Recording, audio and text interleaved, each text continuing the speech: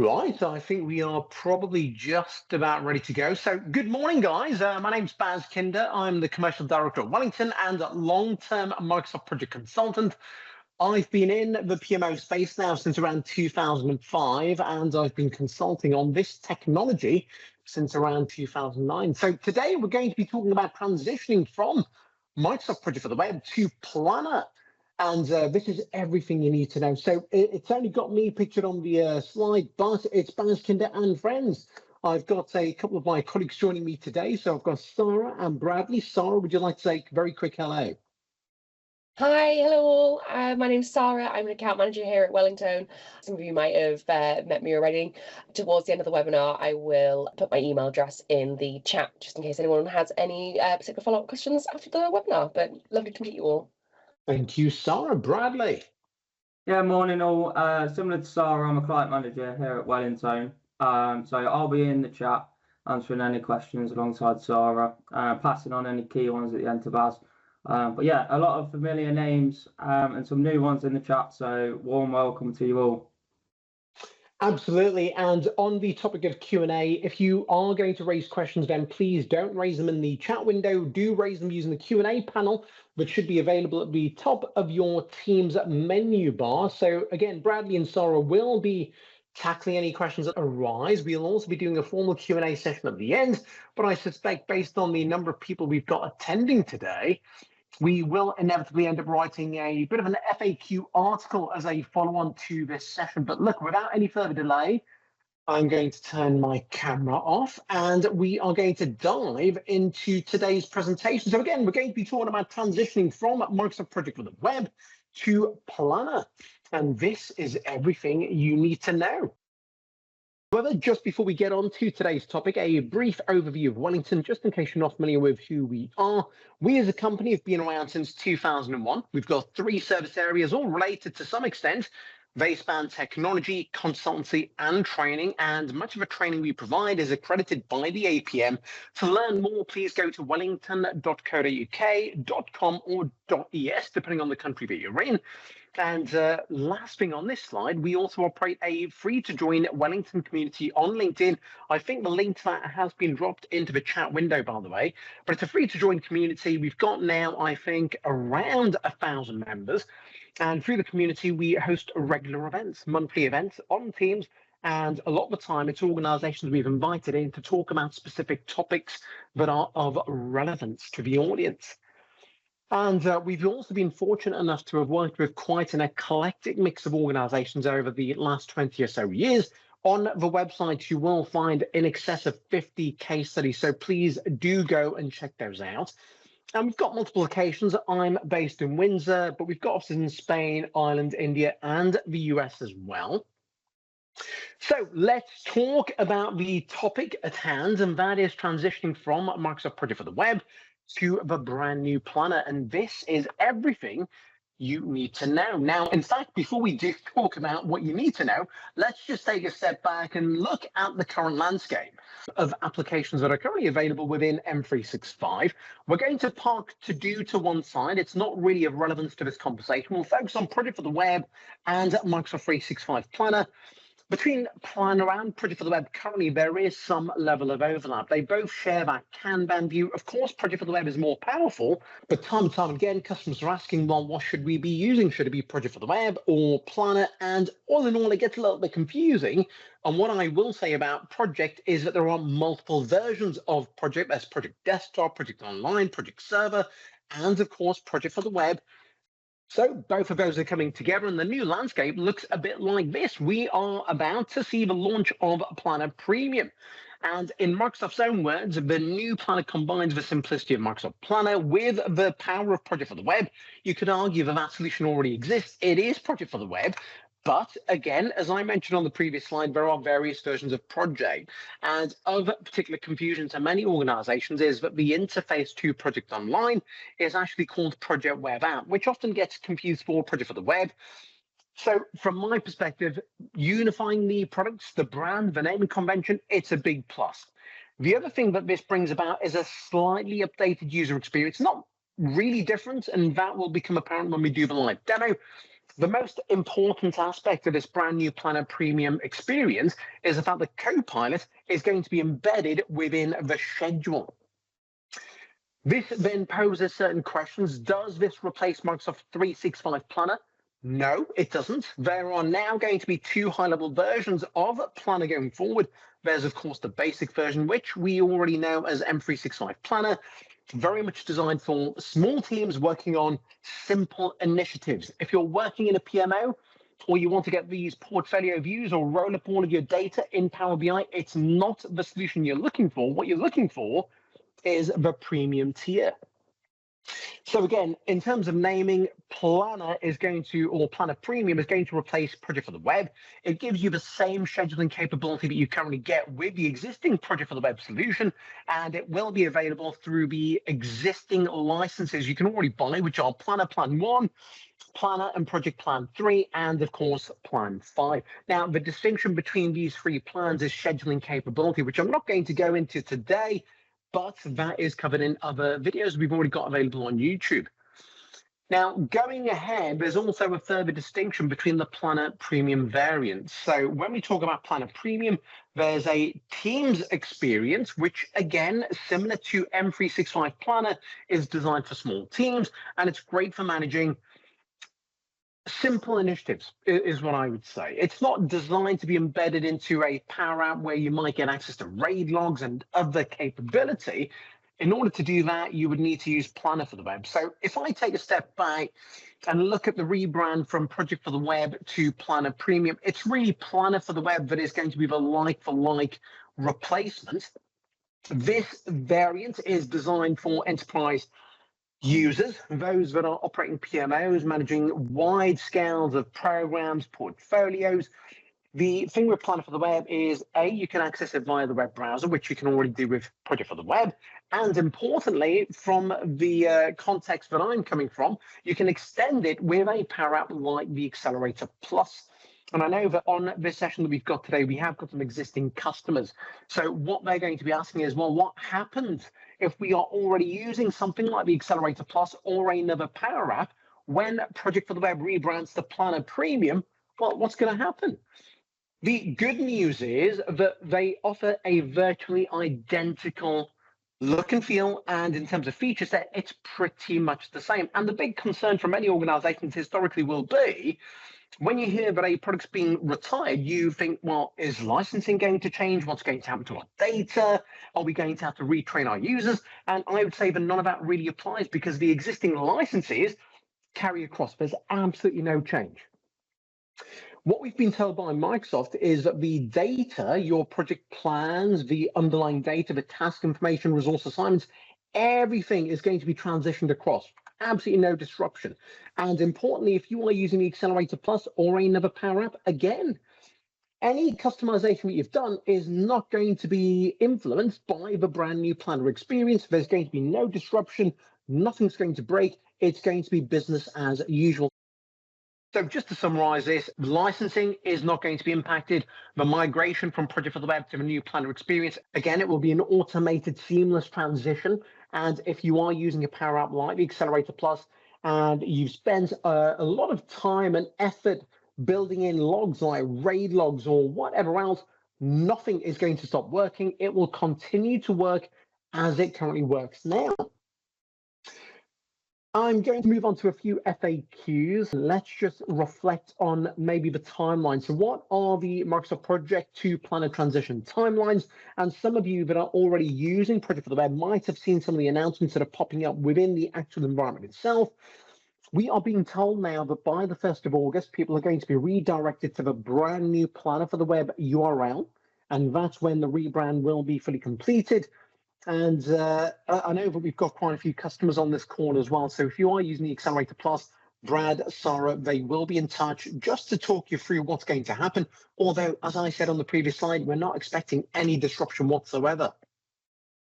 Another common question is that with the rebranding of Microsoft Project for the Web to Microsoft Planner, will Microsoft Project be retired?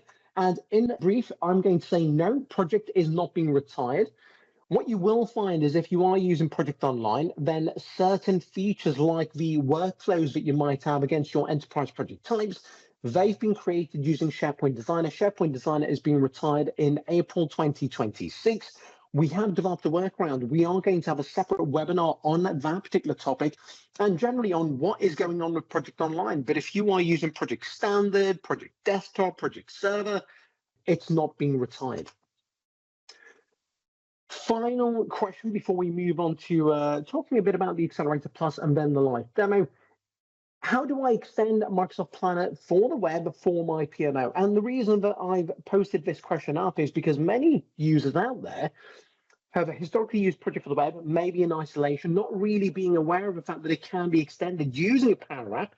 But if you do extend it with a Power App, then it becomes absolutely the best solution you could get within M365 to manage your project portfolios. If you want to know more about that, then of course read our case studies, get in touch using the details coming up a bit later. This section I'm going to cover really briefly because it's not really the focus for today. But if we think about Microsoft Planner for the web, we've developed a Power App called the Accelerator Plus, which is designed for PMOs. And just help me visualize what it provides in addition to what you get out of the box. If we look at this slide, by having Planner for the web in isolation, it's pretty good. It's a great scheduling engine. You can go in, you can create projects, initiatives, add tasks, start dates, finish dates, do some basic resource assignments. But if we then layer on top the Accelerator Plus, which is built on the wider Microsoft Power Platform, here's an example list of features you can then start to access. This isn't a one-size-fits-all. Of course, there's a lot of capability that we provide out of the box on day one, but some customers dial it down. Other customers will want a bit more. But as a headline, the Accelerator Plus extends Planner for the web to provide what is an AI-ready PMO-focused solution.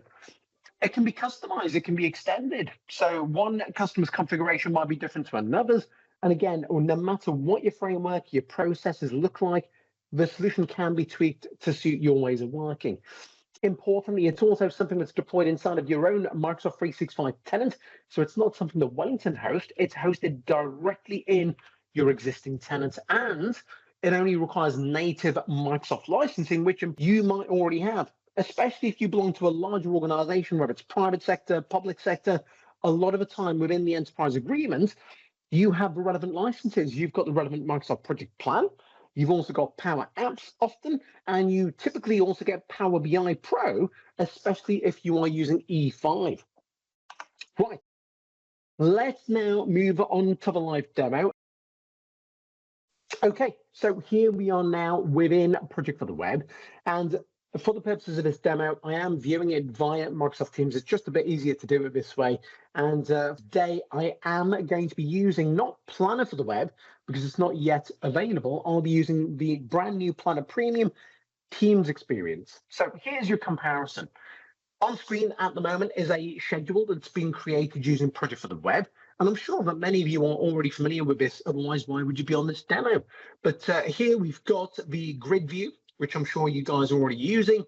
We have the board view, the timeline. You've got all of your standard features around charts, people, goals, and you can see your assignments. Of course, there's filters, the ability to zoom. And if I go back to the grid, it's also going to give us additional features like conditional coloring. So there's my project plan in Project for the Web. If I now switch to this tab, what you're actually seeing is the brand new Planner Premium experience. So if I just toggle between this and Project for the Web, you'll see that it's pretty much the same thing. And by the way, I don't know if I pointed this out before, but there's a notification saying the project is being retired on August the 1st, 2025. But anyways, let's park that to one side. If I go back to Planner, you'll see exactly the same layout. The only difference being really that's obvious to me straight away is that assignments now is available on the main menu rather than being hidden away as it is there in Project. But if I go back, the other big addition here is the Copilot option. And that's really going to be the focus for today because otherwise the experience is almost identical. If I click into Copilot, what you will notice straight away as we've got a variety of prompts. And I'm sure that some of you have already used M365 Copilot. You might be using it even now within your workplace. And this is not a dissimilar experience. The big thing with this is that it's integrated within the schedule. So the predefined prompts that you see are all linked to the project plan that we're looking at right now. I can go in, create new tasks, get the Copilot agent to go in and build or extend my project schedule. I can ask it to give me a status report for this plan. I can ask it to help me edit the project schedule, or I can ask other general questions linked to the project that I've currently got open. What I'm going to do for simplicity is just go in, select one of the predefined prompts, understand, give me a status report for this plan, and let's fire that away. And there we go. It's now working on it. So pretty soon it's going to populate that chat window with a status report for this particular plan.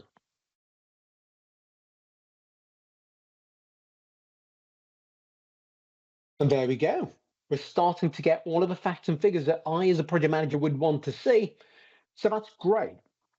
Now, rather than interrogating the plan, we can also ask other questions linked to project management generally through Copilot. And imagine that I'm brand new to project management. I'm going to ask Copilot to explain to me, what is a contingency plan?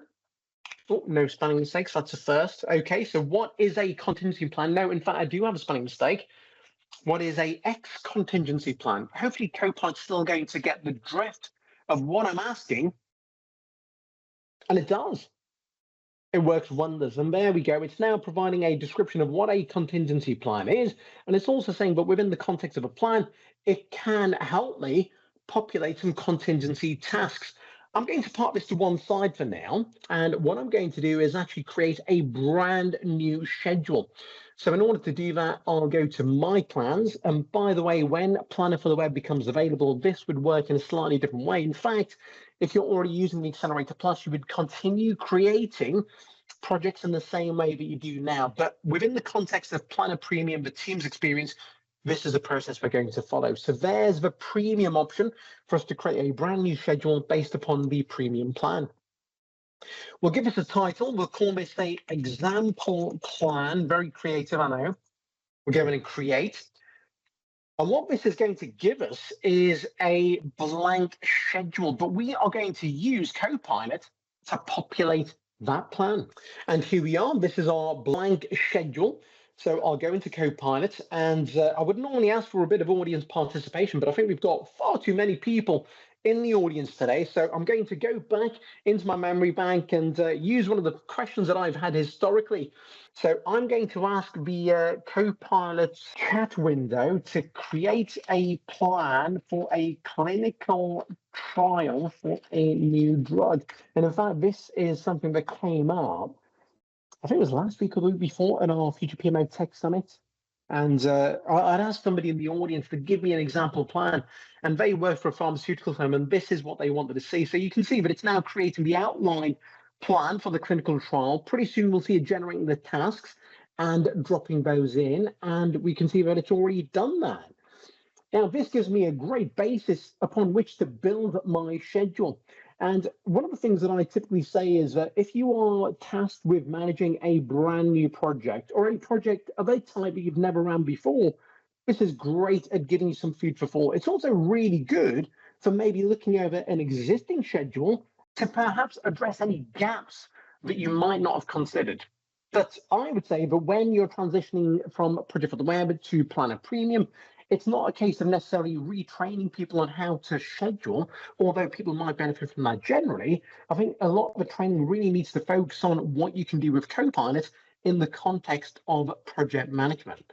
But look, that is almost the end of the demo. But before I do move on, for those of you that are not familiar with what a Power Up Might Be Accelerator Plus can provide, here we are. This is the Accelerator Plus, and I'm going to keep this really brief. And we do have other webinars already available on YouTube, which showcase this in much greater detail. But what I'll do is I'll go to my project list. And what I'm going to do from here is select an existing project. In fact, I'll probably use the same one that I used in my example earlier when demonstrating project within Microsoft Teams. So this, you will see, allows us to capture richer insights around the project itself. We can capture a description, we can link it to a portfolio, assign it to a program. We can do so much. And of course, you'll see that we've got all of our RAID logs in place as well, including other project artifacts. But for now, I'm going to go into the task view. and demonstrate that here we have our project plan embedded within the heart of this Power App. If you want to learn more about this, then please do get in touch. But for now, I'm going to go back to my presentation and let's continue on. Okay, so in terms of next steps, well, first of all, if you are interested in the Accelerator Plus, we do provide a quick start package, but you can learn more generally about the solution by scanning that QR code or requesting the slide deck, and then you'll be able to click into that link and learn all about this Power App that can transform your approach to project management, all within the confines of M365. And this, I've got to say, I'm really excited about. We are on the verge of launching an APM accredited course, project management with Microsoft Planner, and as well as teaching individuals about the fundamentals of project management, such as what is a project plan, what's a critical path, what's a risk, what's an issue. Importantly, we are going to be showcasing how people should approach scheduling with Planner Premium, and there's going to be a big focus around Copilot and the prompts that are going to add the most benefit. If you want to learn more, then scan that QR code, and we'd be happy to send out further details around that. Okay, well, that brings us to the end of this short and sharp session. As I mentioned earlier, we are going to collate all of the questions that have been raised and populate them into an FAQ article. In fact, we'll add that FAQ section to the companion article that goes with this particular webinar. Please connect with me on LinkedIn. My details are displayed. If you've got any follow-on questions, then also email me at baz.kinder@wellington.co.uk. By the way, going back to LinkedIn, if you are there, do give Wellington a follow. And if you haven't already, please subscribe to our YouTube channel, which is available at youtube.com/Wellington PPM. But look, I just want to say thank you to everyone that's joined this session today. I really hope it's helped to bring to life what this transition means. And again, have a great day ahead.